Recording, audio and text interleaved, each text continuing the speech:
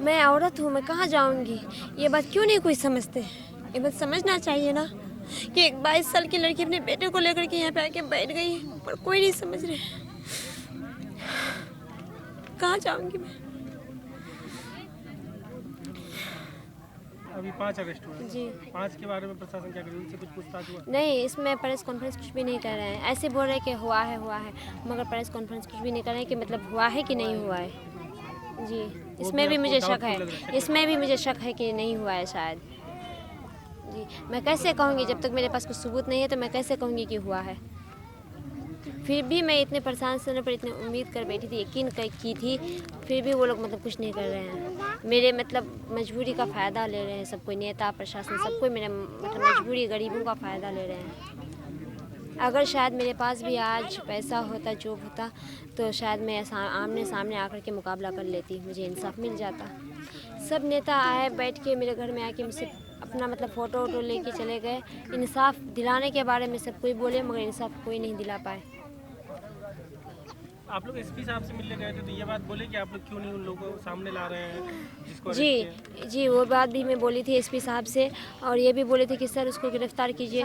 तो एसपी साहब बोल रहे हैं कि हो जाएगा। तो मैं बोली कि सर इतना दिन हो गया तो कब तक होगा? बोले कि हो जाएगा। फिर मेरे देवर को मतलब बात किए मेरे देवर से, तो बोल रहे हैं कि तुम क्या कर रहे थे? मेरे देवर बोले कि पढ़ाई कर रहा हूँ। तो बोले कि तुम जाओ ना, पढ़ाई करो ना। उसके बातचीत से ऐसा लगा कि कुछ हुआ ही नहीं। जिसका भाई का मर्डर हो गया वो पढ़ाई कर सकता है? जिसका भाई एक बाप बन के उसका मतलब सहारा था, बाप वही, भाई वही, दुनिया वही गुजर गया, तो वो क्या पढ़ाई कर सकता है? मैं ये कह सकता हूँ कि एसपी साहब के घर में है बाप भाई, मार दे और देखे कि पढ़ाई होता है कि इंसाफ मिलता है। इंसाफ मांग रहा है कि पढ़ाई मांग रहा है? इंसाफ के लिए जाते तो पढ़ाई दिखाता है। और मैं ये कहना चाहती हूँ नेताओं से कि आप तो बड़े बड़े दावे करते थे, आप आके बड़े बड़े दावे करते थे, फ़ोटो लेते थे, ये करेंगे वो करेंगे। ये सब आश्वासन देने के बावजूद मुझे इंसाफ नहीं मिला। फिर मैं यहाँ आके बैठ गई हूँ। अब आके दावे डालिए ना, बोलिए ना, आके बोलिए, आइए मेरे साथ। मैं आई हूँ, आइए। आप तो मेरे ही वोट से ना एक मतलब चाहे एमएलए बने हैं, एमपी बने हैं, कुछ भी बने हैं, एक नेता को बन के आप आइए, इंसाफ दिलाइए। अगर इंसाफ नहीं दिला सकते हैं प्रशासन और नेता, तो मेरे ऊपर मेरे बेटे के साथ मुझे गोली मार दीजिए, मैं भी शहीद हो जाऊंगी। मगर इस दुनिया में ज़िंदा लाश रह के मैं जीना नहीं चाहती हूँ। अभी इस दुनिया में मैं ज़िंदा लाश हूँ, मैं दर बदर ठोकरें खा रही हूँ। क्या नेताओं के घर में, प्रशासन के घर में माँ बहन नहीं है मेरी तरह? मैं एक 22 साल की औरत बेवा हो गई। जिस उम्र में शादी होनी चाहिए उस उम्र में मैं बेवा हो गई हूँ। मुझे शोहर का साथ चाहिए, उस उम्र में मैं अपने बच्चों को लेकर के इंसाफ मांग रही हूँ। अगर नहीं दीजिएगा इंसाफ तो खुदा बहुत बड़े हैं, इंसाफ दिला देंगे मगर खुदा का कहर भी बढ़ेगा। मेरी आह से कोई बच नहीं सकता है, मेरे अंदर से जो आह निकलती है ना, उससे कोई नहीं बच सकता है। मुझे नहीं तो आके इंसाफ दिला दीजिए आप लोग। मैं थक गई हूँ। किसी के अंदर मुझे लगता है कि सब किसी के अंदर ज़मीर मर गया है। ज़मीर है ही नहीं, पैसों पे ज़मीर बिक दिया है, ज़मीर बिक गया है वो लोग के अंदर। मैं थक गई हूँ, हार गई हूँ। मैं सब किसी के दरवाजे पे आकर के दरवाज़ा खटखटाई थी, भटकते भटकते मैं यहाँ तक आके पहुँच गई हूँ। फिर भी आइए, शायद मेरे नौजवान भाई, अगर मेरे गांव समाज के भाई अगर साथ नहीं रहते तो शायद मैं यहाँ तक नहीं पहुँच पाती, मर जाती। मगर ये लोग को लेकर के मैं आगे आई हूँ। मैं नेताओं से गुहार लगा रही हूँ कि आप लोग आइए। इंसाफ के बारे में तो बहुत कह रहे थे, अब आपके यहाँ पर आके बोलिए, इंसाफ दिलाइए। कल भी वोट होगा। और प्रशासन से ये कह रही हूँ कि आपके कानून में अगर वो लोगों को सज़ा दिलाना नहीं है, आपके कानून में आप अगर अपने कानून से उनको लोग को मतलब सज़ा नहीं दिला पाते हैं, मुझे इंसाफ नहीं दिला पाते हैं, तो आप मुझे मेरे बच्चों के साथ गोली मार दीजिए।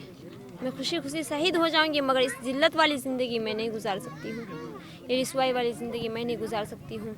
अगर आप नेताओं से कहती हूँ, अगर आप लोग इंसाफ नहीं दिलाइएगा तो किशनगंज की गरीब मर जाएंगे। किशनगंज में एक भी बेटी, गरीब की बेटी नहीं कुछ कर पाएगी। मैं गरीब की बेटी हूँ, गरीब की बीवी हूँ, इसलिए यहाँ पे आके बैठी हूँ। वो लोग तो अमीर हैं, इसलिए वो लोग की बीवी, वो मुजरिमों की बीवी ऐश व आराम कर रही है। मेरे शोहर को मार दिए और मैं यहाँ पे आके बैठ गई। इसलिए फ़र्क इसमें इतना है कि वो लोग के पास पैसा है और मैं गरीब हूँ, गरीब की बीवी हूँ, वो लोग अमीर की बीवी है।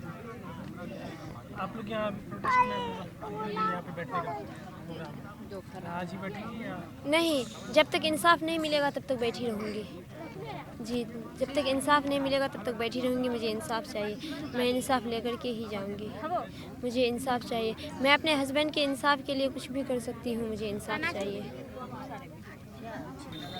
इंसाफ के लिए बैठी हूँ। यहाँ पर प्रशासन ध्यान ही नहीं देती है और हम लोग को दर बदर ठोकरें खानी पड़ रही है। अगर प्रशासन ध्यान देती तो हम लोग आज यहाँ पर धरना पे नहीं बैठते और घर में ही रहते। इंसाफ दिला देते तो हम लोग यहाँ पर क्यों यहाँ आते। गरीबों के लिए प्रशासन के पास इंसाफ ही नहीं है, अमीरों के लिए सिर्फ उनके पास इंसाफ है। और आज से 40-50 दिन हो गया लेकिन अब तक मेन आरोपी फरार घूम रहा है ऐसो आराम से और हम लोग पूरा एकदम सब कुछ कर रहे, परेशान है उसी दिन से, कुछ भी आराम से नहीं कर रहे हैं और इंसाफी की गुहार लगा रहे हैं हम लोग। जी जाते हैं। पढ़ाई पहले की तरह हो पा रही है? पहले से कम हो रहा है जी, टाइम भी कम है बोर्ड एग्जाम भी है जी। पोस्टमार्टम रिपोर्ट तो अब आ गया है? जी, पोस्टमार्टम रिपोर्ट आ गई। पोस्टमार्टम रिपोर्ट का ही तैयार था, उसके आधार पे अब क्या बात हुई आपके साथ? प्रशासन से यही बात हुई कि हम लोग मतलब अपना काम कर रहे हैं। तो मैं मतलब वो पहले तो बोल रहे थे कि दिवाली से पहले हम लोग मतलब इधर व्यस्त हैं, दिवाली के बाद हम लोग काम करेंगे इसको। फिर हम लोग दिवाली बाद गए, फिर वो बोले कि छठ बाद आप लोग आइए। बार बार वो मतलब यही चीज़ मतलब दोहरा रहे थे एसपी साहब कि आप चाहे तो नेता मीडिया का सहारा लीजिए या फिर मेरा सहारा लीजिए। तो और मुझे पढ़ाई के बारे में भी बोला गया कि आप क्या कर रहे हैं, तुम काम कर रहे हैं या क्या कर रहे हैं। तो मैं बोला कि मैं पढ़ाई कर रहा हूँ। तो बोल रहा ठीक है आप अपना पढ़ाई करने चले जाइए। तो कहीं ना कहीं हमको इसमें प्रशासन की लापरवाही दिख रही है। अगर वो लोग अगर 30 तक जैसे 31 तक हमको लास्ट बोला गया था कि 1 के बाद हम लोग एक्शन में आ जाएंगे, लेकिन अब तक उसका कोई हमको रिजल्ट नहीं नज़र नहीं आ रहा है। अब तक उसको हाल में गिरफ्तार होना चाहिए था। अगर वो गिरफ्तार नहीं हो रही है तो उसका जो पुलिस के अगला कदम है वो मतलब अगला कदम उस पर कार्रवाई क्यों नहीं कर रही है, कुर्की झपटी क्यों नहीं निकाल रही है उसके खिलाफ जी। और मैं इस मतलब चैनल के माध्यम से ये भी कहना चाहूँगा कि जो भी हम लोग का बयान लिया गया है एसडीपीओ के द्वारा और सुमन कुमार सर जो निरीक्षण में आए थे, इन लोग के द्वारा जो भी बयान लिया गया वो बयान हम लोग का डायरी में नहीं लिखा गया। जो जो पॉइंट उसमें लिखना चाहिए था वो भी हम लोग का नहीं लिखा गया। तो कहीं ना कहीं हमको इसमें संदेह जा रहा है।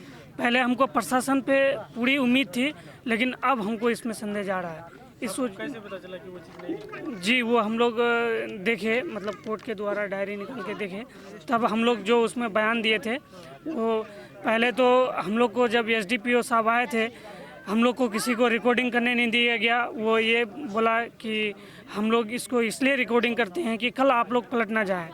वो लोग अपने सेफ्टी के लिए रिकॉर्डिंग किए लेकिन जो भी वो रिकॉर्डिंग में बयान लिए उसको भी उसमें नहीं लिखा गया। अच्छा, क्या बयान दिए थे आप, उन लोगों ने क्या लिखा? हम लोग उसमें बयान यही दिए थे कि मतलब मेरी भाभी दी थी कि मतलब उसमें हम लोग को मतलब ये जो कैसे मारा गया, भाई जो भी बोला था उसको मौत से पहले भाभी को, वो चीज़ उसमें बोला गया था लेकिन उसमें नहीं लिखा गया। उसके बाद हमको मरने से पहले भाई कॉल किए थे, उन लोगों के बारे में बोले थे, उसको भी नहीं लिखा गया। और घटनास्थल में जो जांच किया गया था कैसी हालत में बॉडी रखी थी, गाड़ी रखी हुई थी, ब्लड था नहीं था, ये सब चीज़ को भी उसमें नहीं दर्शाया गया है। तो कहीं ना कहीं हमको मतलब केस को कमज़ोर करने के लिए ये चीज़ मतलब दिखाया जा रहा है। आज आप लोग यहाँ बहादुरगंज में धरना पे बैठे हैं, क्या मतलब इसके बाद आप लोग का क्या प्लान है, कैसे? हम लोग का प्लान ये है कि मैं मतलब बहादुरगंज में धरना के द्वारा मतलब अपनी बात ये रखना चाह रहा हूँ कि प्रशासन अब तक 43 दिन जो हो गया है, इसमें जो पहला नंबर आरोपी है जो एफआईआर में पहला नाम है मास्टर मकसूद, अभी भी वो फरार है। उसके ऊपर अभी तक कोई कार्रवाई नहीं कर रहे हैं। और जगह जगह नेता के द्वारा या प्रशासन के द्वारा हमको यही बोला जा रहा है कि आप बताइए कि वो कहाँ छिपा हुआ है। जबकि प्रशासन को बताया भी गया, इन्फॉर्म भी किया गया कि वो फना जगह छिपा हुआ है, लेकिन वहाँ भी उसके मतलब वहाँ भी वो प्रशासन उस तक नहीं पहुँची।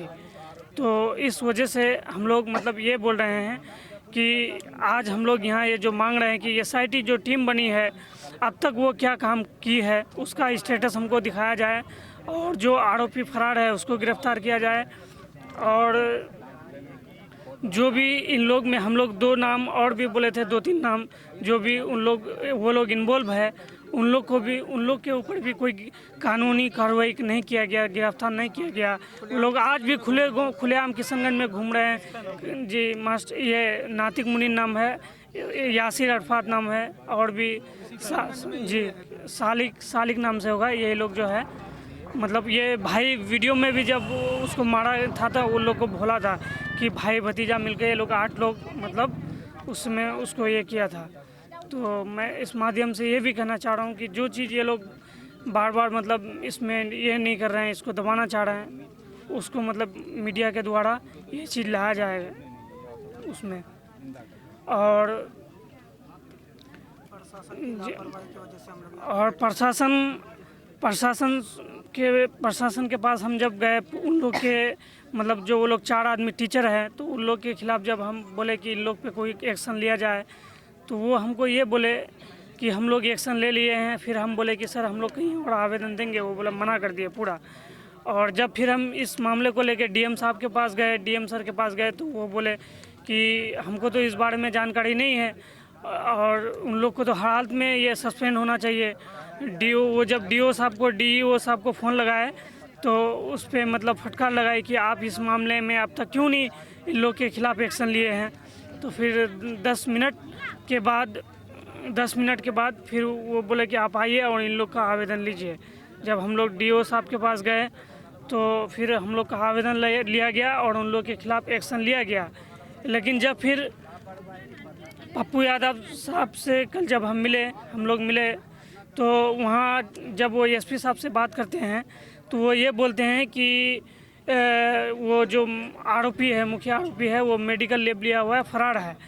तो मैं SP साहब से यही कहना चाह रहा हूँ कि जब आप लोग पहले ही बोल रहे हैं कि हम लोग उन लोग के खिलाफ़ एक्शन लिए हुए हैं, तो आज फिर ये बात सुनने को क्यों मिल रहा है कि वो 2 महीने के लीव लिए हुए हैं, जबकि ऑलरेडी DM साहब उन लोग को सस्पेंड कर चुके हैं। तो कहीं ना कहीं हमको अब संदेह जा रहा है कि प्रशासन अपने काम में नहीं लगी हुई है और वो मतलब कहीं ना कहीं मामला को दबाना चाह रहा है।